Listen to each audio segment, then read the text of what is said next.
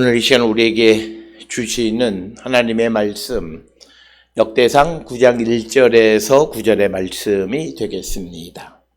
역대상 9장 1절로 9절에 있는 말씀 한 목소리로 합독하시겠습니다. 온 이스라엘이 그 계보대로 계수되어 그들은 이스라엘 왕조 실록에 기록되니라. 유다가 범죄함으로 말미암아 바벨론으로 사로잡혀 갔더니 그들의 땅 안에 있는 성읍에 처음으로 거주한 이스라엘 사람들은 제사장들과 레위 사람들과 느다님 사람들이라.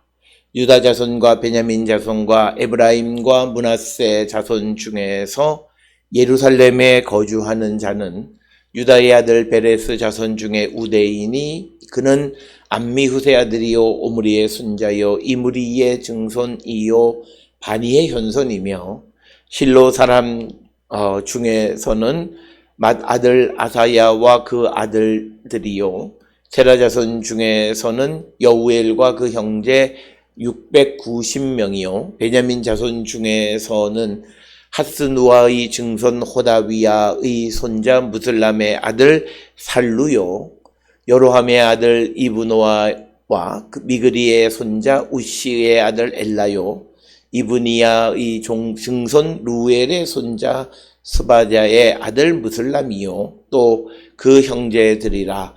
그들의 계보대로 계수하면 956명이니 다 종족의 가문의 우두머리이었더라. 아멘.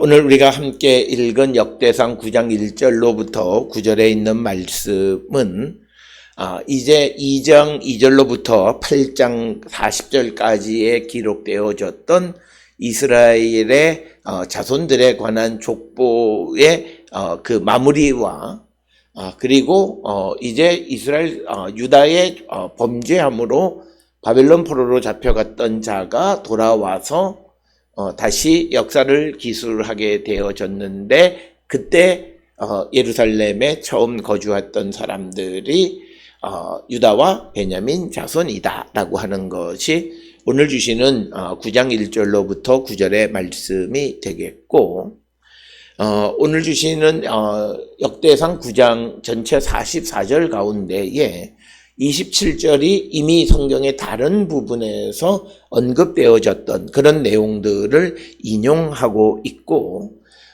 특별히 우리가 그 9장 1절로부터 시작해서 9절까지는 느헤미야 11장에 나와 있는 그런 이야기를 다시 취사 선택해서 기록하는 모습을 우리에게 보여주고 있습니다. 오늘 주시는 이 본문의 말씀에서 이제 3절로부터 6절까지는 유다 자손 가운데에 예루살렘에 거주하는 사람, 그리고 7절로부터 9절까지는 베냐민 자손 가운데에 예루살렘에 거주하는 사람, 이렇게 크게 기록이 되어 있고 바벨론 포로에서 돌아온 사람들 가운데에서 예루살렘에 거주하는 사람들이 누구냐라고 하는 것을 이제 2절에서 이야기하는데 이스라엘 사람, 그리고 제사장, 레위, 그 다음에 느다님 사람이다. 이렇게 네 부류를 설명하고 있습니다. 우리말 성경 2절에 그들의 땅 안에 있는 성읍에 처음으로 거주한 이스라엘 사람들은 제사장들과 레위 사람들과 느다님 사람들이라. 그래서 제사장, 레위 사람, 느다님 사람이 이스라엘 사람에 속하는 것으로 되어 있지만 그러나 히브리어 원문에는 처음 거주한 사람은 이스라엘 사람들, 그리고 제사장들, 레위 사람들, 느다님 사람들 이렇게 되어 있습니다. 그래서 예루살렘에 누가 거주했냐면 제사장, 레위, 느다님처럼 성전과 관계되어진 일을 하는 사람들, 그리고 앞에 있는 이스라엘 사람들은 이런 그 제사장이 아닌, 레위 사람이 아닌, 느다님 사람이 아닌 일반 이스라엘 사람들. 그러니까 이스라엘 사람과 제사장과 레위와 느다님 사람들이 그들의 땅 안에 있는 성읍에 처음 거주했는데 그 가운데 예루살렘에 거주한 자들의 목록이 3절로부터 9절까지의 기록이 되어져 있습니다. 오늘 주시는 본문의 1절에 있는 말씀을 좀 살펴보면 온 이스라엘이 그 계보대로 계수되어 그들은 이스라엘 왕조실록에 기록되니라. 여기까지가 2장 2절로부터 8장 40절까지 이스라엘의 자손들에 관한 족보입니다. 그래서 그렇게 돼서 그것들이 이스라엘 왕조실록에 기록되어져 있다, 이렇게 기록이 되어져 있고, 이스라엘 왕 왕조실록이라고 하는 것이 역대하 20장 34절에 다시 한번 언급되어 있고, 또 역대하 33장 18절에도 그와 비슷한 책들이 등장하지만, 그러나 이스라엘 왕조실록이 구체적으로 어떤 책이고 그 안에 어떤 내용이 들어있느냐는 우리가 알 수가 없습니다. 단지 성경에서, 특히 오늘 역대기서에서 그렇게 인구조사한 것들이 왕조실록에 기록되어져 있다라고 하는 그 언급이 전부이다라고 하는 겁니다. 여기서 이제 우리가 중요하게 생각해야 되는 것은 이제 1절에 온 이스라엘입니다. 콜 이스라엘이라고 하는 거죠. 이 온 이스라엘이라고 하는 것을 우리가 이해할 때 두 가지 방식으로 이해할 수 있습니다. 앞에서 특히 7장에서 보게 되면 그 북쪽 지파들에 대한 언급들이 쭉 기록되어 있고, 그 다음에 유다, 그 다음에 베냐민 이렇게 되어 있어요. 그래서 여기서 말하는 온 이스라엘이 이스라엘 전체다라고 하는 것이 일반적 해석입니다. 그리고 이것은 역대기 역사가가 이스라엘을 전체 이스라엘, 콜 이스라엘이라고 하는 개념으로 설명을 합니다. 그런데 문제는 이 온 이스라엘이라고 말하고 있는데 그 안에 우리가 앞에서 살펴보았듯이 단지파 그리고 스불론 지파가 생략되어져 있는 것은 도대체 어떻게 설명할 거냐라고 하는 것에 대해서 설명하기가 그렇게 쉽지는 않다. 그렇지만 그것은 아마 이 어떤 사가의 어떤 그 실수가 아니겠는가. 어떻게 달리 설명할 방법이 없어요. 단지파 같은 경우는 그들이 우상을 숭배했다라고 하는 이유 때문에 우리가 어떤 설명을 제시할 수 있지만, 그러나 스불론에 대해서는 우리가 딱히 마땅한 설명을 제시할 수가 없다. 그래서 온 이스라엘은 전체 이스라엘이라고 하는 그런 관점에서 설명하고, 또 하나의 설명은 1절에 보면 이스라엘이란 말과 그 다음에 유다가 범죄함으로 말미암아 바벨론으로 사로잡혀 갔다라고 하는 유다와 대칭되는 개념으로서 북쪽 지파를 나타내는, 그러니까 북쪽의 모든 지파들에 대해서 그 족보가 기록되어서 이스라엘 왕조실록에 기록되었다, 이렇게 해석을 합니다. 그랬을 때 여기서 말하는 이스라엘은 전체 이스라엘이라는 개념이 아니라 북쪽 지파라고 하는 그런 개념이다, 이렇게 설명하고 있습니다. 그러나 일반적으로 우리가 신학적인 이해로 온 이스라엘은 역대기 역사가가 강조하는 전체 이스라엘이라는 그런 개념으로 이해해서 남유다뿐만 아니라 북쪽 지파 모든 것을 포함한 이스라엘의 그 족보가 기록되어서 이스라엘 왕조실록에 기록되었다, 이런 의미가 되겠습니다. 그런데 여기서 이제 또 하나는 이제 하반절에 기록되어 있는 유다가 범죄함으로 말미암아 바벨론으로 갔다라고 하는 그런 표현이 되겠습니다. 특별히 우리가 역대기 역사가의 신학 가운데에서 그들은 이 바벨론 포로로 잡혀간 것이 유다에게 어떤 고통스러운 어떤 그 시간의 단절이라고 하는 개념을 우리에게 설명합니다. 그래서 이 바벨론 포로로 잡혀간 것이 그냥 어떤 다른 어떤 그 연속성이라는 개념보다는 이제 단절되어서 새로운 역사가 시작된다는 거죠. 그래서 유다가 범죄해서 잡혀갔다가 그 다음에 그들이 다시 돌아왔다는 얘기가 2절, 그래서 그 성 안에 있는 성읍에 처음으로 거주한 사람들, 이렇게 설명을 합니다. 그래서 우리가 그 역대기 역사에 보게 되면 바벨론 포로로 잡혀간 것이 마치 그 땅의 안식을 위한 쉰다라고 하는 개념입니다. 멈춤이라고 하는 개념으로 포로를 설명하고 있다라고 하는 것을 우리가 염두에 두면 이 바벨론에 사로잡혀갔다라고 하는 것을 어떤 의미로 설명하는가. 그래서 이제 또 새로운 주기의 역사가 시작된다라고 하는 그런 뉘앙스가 있고, 역대기 신명기 역사에서는 잘못에 대한 징벌, 그래서 연속선상에 있다라고 하는 거예요. 그러나 역대기에서는 그것이 과거와 단절되어서 새로운 시대로 살아간다.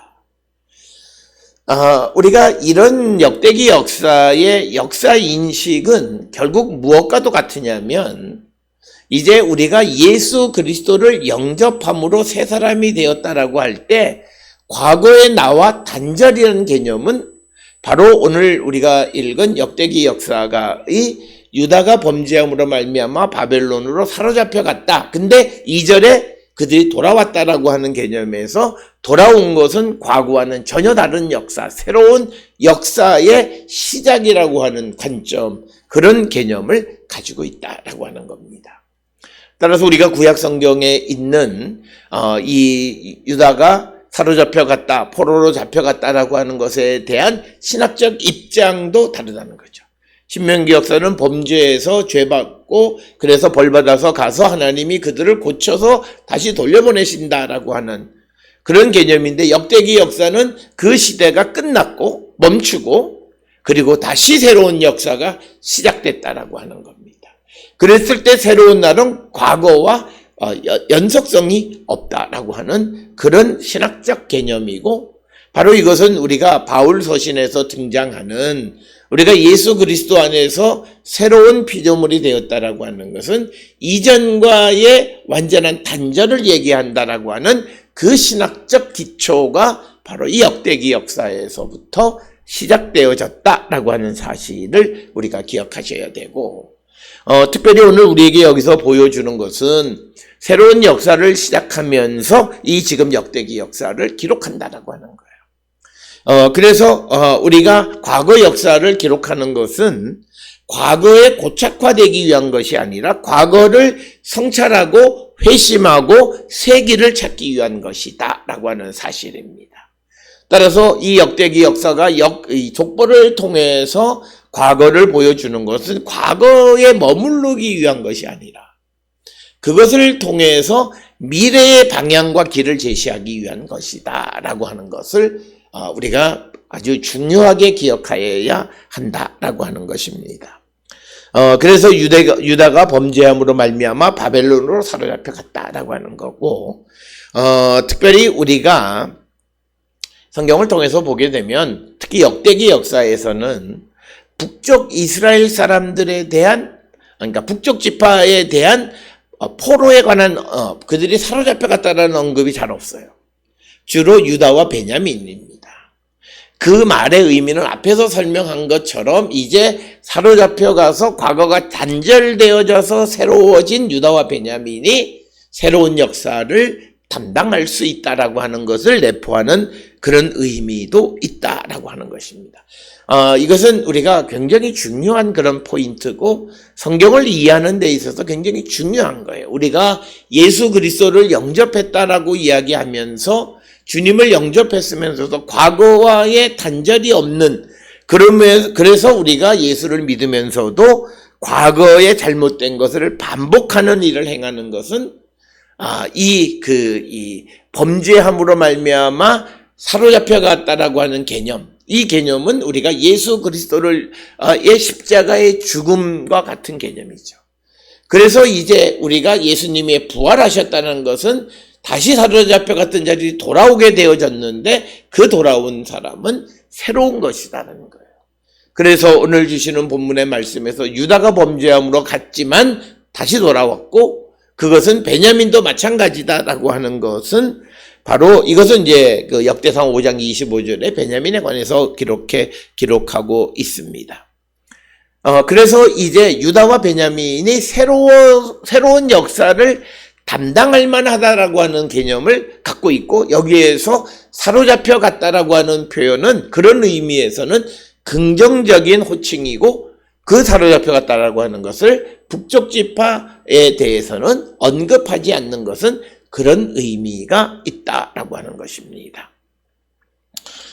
그러면서 2절에 그 땅 안에 있는 성읍에 처음으로 거주한 이스라엘 사람들은 제사장 레위 사람 느다님 사람들이라. 여기에서 중요한 것은 그들의 땅 안에 있는 성읍이라고 하는 표현입니다. 베아후사탐, 아레이햄, 그러니까 그들이 받은, 기업으로 받은 그 땅에 있는 도시에 거주한 사람들. 오늘 주시는 이 표현, 그들의 땅 안에 있는 성읍에 거주했다라고 하는 이 표현이 갖는 의미는, 우리가 회복이라고 하는 개념은 과거에 하나님께서 주신 그 약속이 다시 약속이 회복되는 거예요. 무슨 우리의 경제적 상황이나 우리의 지위나 이런 개념이 아니라 하나님의 약속이 다시 회복되어지는 것이 정말 성경에서 말하는 회복이라고 하는 겁니다. 특별히 그들의 땅 안에 있는 성읍에 거주했다라고 하는 말의 의미는 뭐냐면, 우리가 잘 알다시피 이스라엘 백성들이 가나안에 들어가서 영토를 분배받았습니다. 거기에 있다가 이제 이들이 유다가 범죄함으로 바벨론으로 사로잡혀 갈 때 그 땅들을 다른 사람들이 차지하고 있어요. 그런데 그 사람들이 돌아온 다음에 다시 자기들에게 준 그 기업에, 그 땅에 거주했다는 거예요. 그것은 회복, 우리가 회복이라고 하는 것은 하나님의 언약의 회복이라는 거예요. 그래서 우리가 내가 사업이 어려워졌다 다시 회복 문제되고, 또 그리고 내 원하는 것이, 이런 것이 회복이 아니라 내 안에 하나님이 내게 주신 언약, 약속, 이것에 대한 회복, 우리에게는 나를 구원해 주시는 하나님의 구원의 약속에 대한 확신을 갖고 살아가는 거예요. 오늘 우리가 살고 있는 이 시대에 많은 사람들이 회복이라고 하는 개념을 물질적인 개념으로 이해하는데, 성경에서 말하는 회복은 정말 귀환해서 다시 자기의 영토를 찾고 하나님이 과거에 약속하셨던 그 약속이 그들에게 계속 이어져 간다라고 하는 의미예요. 그렇다면 바벨론으로 사로잡혀 가서 멈춘다라고 하는 것은 뭐냐면, 하나님의 약속이 멈춰서는 거예요. 안식년과 같이. 그래서 우리가 역대하 36장에 보면 이스라엘이 바벨론으로 사로잡혀 가는 것을 뭐냐면, 그들이 하나님의 말씀대로 안식년을 지키지 않았기 때문에 한꺼번에 안식년을 지키고 그 땅이 쉰다라고 하는 거예요. 멈췄다는 거예요. 그런데 그들의 땅에 다시 돌아왔는데, 그래서 그 땅에 거주하는 사람은 이스라엘 사람, 그리고 제사장 레위, 그리고 느다님. 오늘 주시는 본문의 느다님이라고 하는 사람들이 정확하게 누구냐라고 하는 것을 우리가 말할 수는 없지만, 아마도 레위 사람들보다 조금 낮은 단계에서 성전에서 허드렛 일들을 담당해주는 사람이었습니다. 그리고 이들은 에스라 2장 43절이나 8장 20절 등에도 등장하고 있고, 그 8장 20절에, 에스라 8장 20절에 보면 이 느다님들은 성전 일꾼의 역할을 하는 것으로 기록되어 있다라고 하는 겁니다. 그런데 여기서 우리가 중요하게 봐야 되는 것은, 이제 여러 차례 말씀드렸습니다만 하나님께서 회복시켜주는 그 나라는 이제 제2적 공동체, 즉 정치적인 지도자가 나타나는 그런 것이 아니라 제사장, 레위, 느다님, 성전에서 일하는 사람들을 중심으로 이루어지는 그런 역사이다라고 하는 거예요. 그러니까 뭐냐면, 한 개인이 회복되어진다라고 하는 것은 그가 더 신앙적으로 되어지는 거예요. 그러니까 우리가 보면 어떤 이가 사업하다 어려움이 직면해서 사업도 다시 회복되어졌다 그러면서 더 그냥 사업에 매몰되어지는 삶을 사는 것은, 그건 바람직한 의미의 회복이 아니에요. 진정한 의미의 회복은 그가 더 하나님 앞에 몰입하고 더 하나님 앞에, 그래서 우리는 바쁜데 어떻게 그럴 수 있냐, 그게 문제예요. 아무리 바빠도 내가 하나님 앞에 헌신하는 시간을 재놓고 바빠야 돼요. 그러면 내가 하나님 앞에 하는 모든 일, 그거 계속할 수 있어요. 예배하고 기도하고 성경 보는 일 계속할 수 있어요. 그렇지 않으면 어느 순간 그는 영적으로 번아웃 되어지고 하나님의 도움을 받을 수 없어요. 왜? 하나님이 회복시켜 주셨을 때 그가 오늘 주시는 이스라엘처럼 그가 종교적인 믿음의 공동체가 여호와 하나님을 섬기는 공동체가 되기를 원하셔서 제일 먼저 그들의 땅에 예루살렘에 거주하게 하는 것이 제사장 레위 느다님이라고 하는 성전에서 일하는 사람들을 먼저 언급하는 그런 의미입니다. 어떤 왕들이나 다윗 왕의 가문이나 이런 사람들을 언급하지 않고 이스라엘 사람들과 제사장 레위 느다님이라는 거죠. 그 다음에 여기서 우리가 눈여겨봐야 되는 것은 이스라엘 사람들이 제일 앞에 기록되어 있다는 거죠.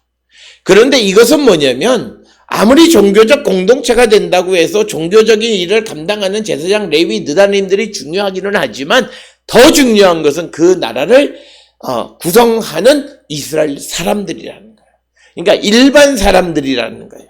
그래서 우리가 세상을 살아가는데 이 세상에서 가장 중요한 사람이 뭐냐? 성경의 관점에서, 역대기서의 관점에서는 제사장이나 레위나 느다님이 아니라 일반 이스라엘 백성들이 가장 중요하다라고 하는 개념을 우리에게 가르쳐 주는 거예요. 오늘 우리가 살고 있는 이 시대에서 교회에서 가장 중요한 사람이 목사도 아니고 장로도 아니고 아무도 아니에요.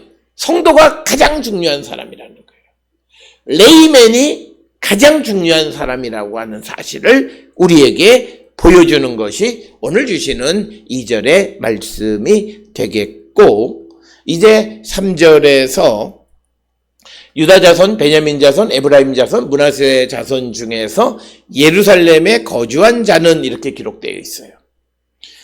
우리가 앞에서 설명을 드릴 때 이 역대상 9장 1절로부터 9절에 있는 말씀은 이것이 이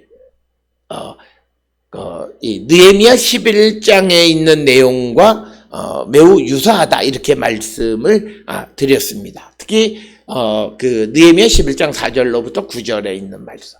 그런데 유다 자손과 베냐민 자손과 에브라임 자손과 므낫세 자손 중에 예루살렘에 거주한 자는과 평행되어지는 느헤미야의 기록에 보게 되면 에브라임과 므낫세는 등장하지 않습니다. 그래서 느헤미야 11장 4절에는 에브라임 므낫세가 없어요. 그러면 왜 오늘 주시는 이 말씀 3절에서 유다, 베냐민, 에브라임, 므낫세 이렇게 기록되어져 있을까라고 하는 겁니다. 이것은 앞에서 누누이 강조했던 역대기 역사가가 말하는 모든 이스라엘 다 포함하는 그런 개념과 밀접한 관련이 있고, 그래서 에브라임과 므낫세는 이 역대기 역사가가 삽입한 것이 아니겠는가 이렇게 생각을 합니다. 오늘 주시는 말씀에 유다는 레아의 후손이고 베냐민은 라헬의 후손입니다.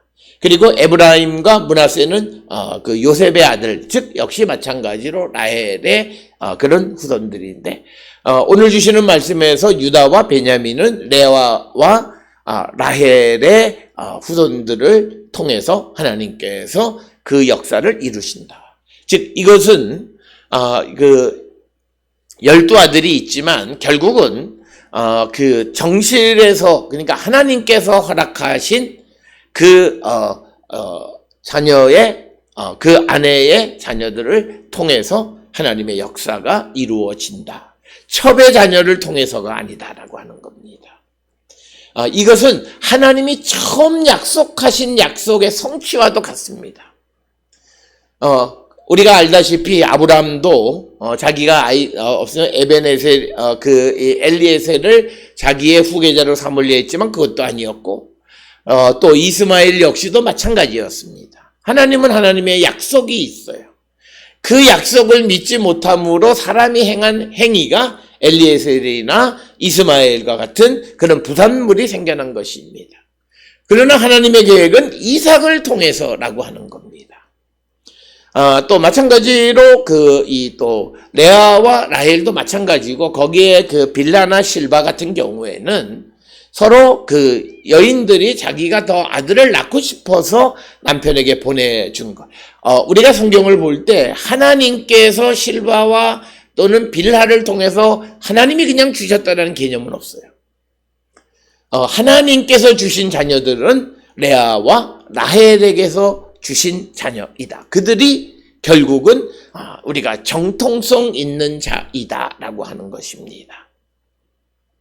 그래서 하나님의 약속은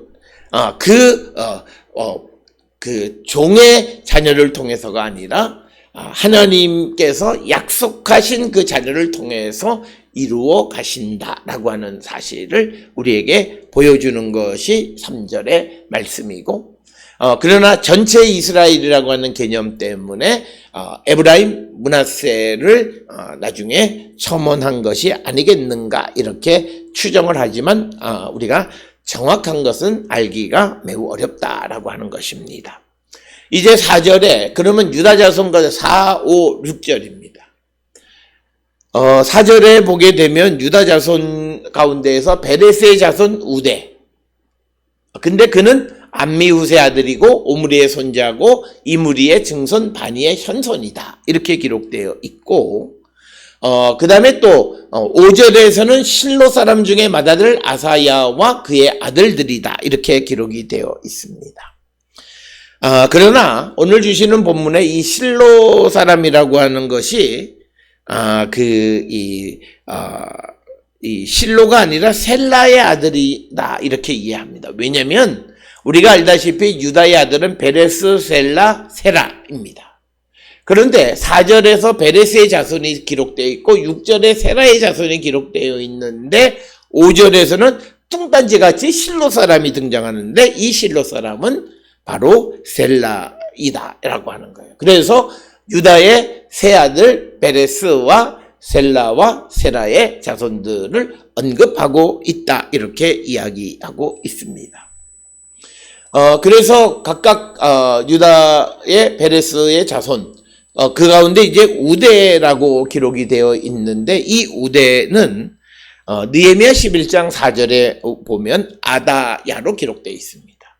그러니까 우리말로는 영어로는 우대와 아다야가 너무나 큰 차이가 있지만 히브리어상으로는 모음만 차이가 있습니다. 그렇기 때문에 별로 놀랄만한 이름이 그런 이름의 차이가 아니다. 그래서 많은 주석가들은 역대상 9장 4절의 우대와 느헤미야 11장 4절에 나오는 그 아다야와 같은 사람이다. 이렇게 봐도 무방합니다. 그래서 우대, 아다야의 후손, 그 다음에 셀라의 후손, 세라의 후손을 언급하고 있고, 그 다음에 6절에 그들의 수가 956명이다.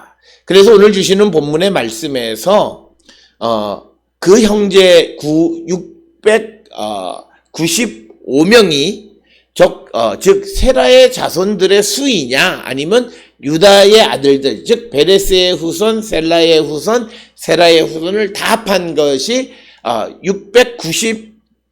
690명이냐 이것에 대한 해석이 각각 다르다라고 하는 겁니다. 그런데 이제 대부분은 이것은 유다 자손 전체의 숫자일 것이다라고 봐요. 그 이유 중에 하나는 9절에 보면 베냐민 자손이 956명이다 이렇게 기록되어 있고 또 13절에서 제사장의 수가 1760명이다 이렇게 기록이 되어 있습니다. 그 다음에 이제 느헤미야 11장 6절에 보면 베레스의 자손이 468명으로 기록이 되어 있습니다.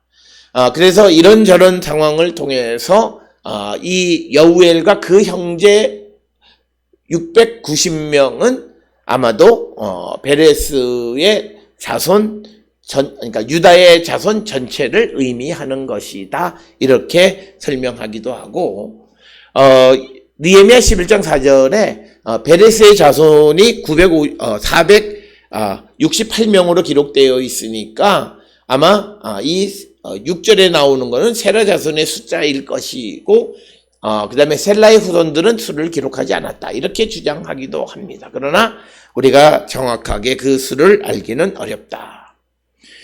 이어지는 7절, 8절, 9절이 베냐민 자손에 대해서도 언급하고 있는 것이 되겠고 특별히 그 베냐민 자손들 가운데 9절에 그 형제들이야 그들의 계보대로 계수하면 956명이니 다 종족의 가문의 우두머리들이더라. 이렇게 기록이 되어져 있습니다. 앞에서 조금 전에 우리가 보았던 그 6절에 나오는 숫자가 세라 자손의 숫자라고 하는 이유는 오늘 주시는 9절에 956명이 베냐민 자손의 수라면 베냐민 지파의 수보다 그 적은 수가 되기 때문에 아마 6절에 나오는 690명은 아마도 이것이 세라 자손의 수이고 그 다음에 느헤미야 11장 6절에 나오는 베레스의 자손이 468명 합하면 대략적으로 한 1500여 명, 그래서 그 베냐민보다도 훨씬 더 많다 이렇게 설명을 합니다.